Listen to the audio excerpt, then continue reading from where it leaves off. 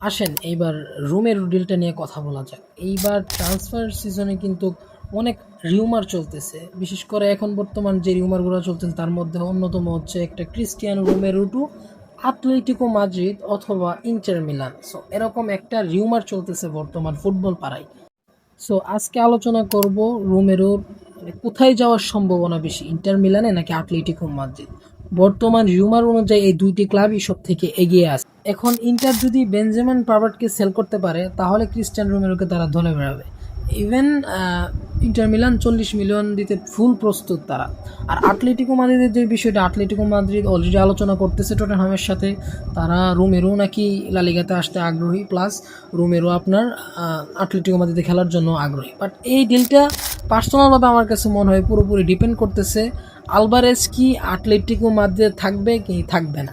যদি আতলেটিকো মাদ্রিদে থাকে আলভারেজ, তাহলে হয়তো বা রোমেরো লা লিগাতে আসার একটা চিন্তা ভাবনা করতে পারেন আতলেটিকো মাদ্রিদের হয়ে খেলা।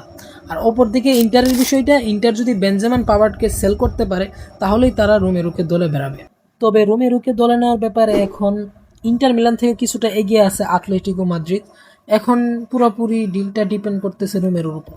আপনারা এই আর্জেন্টাইন সেন্টার ব্যাককে কোথায় দেখতে চান, সিরিয়ার ক্লাব ইন্টার মিলানে নাকি লা লিগার ক্লাব আতলেটিকো মাদ্রিদে?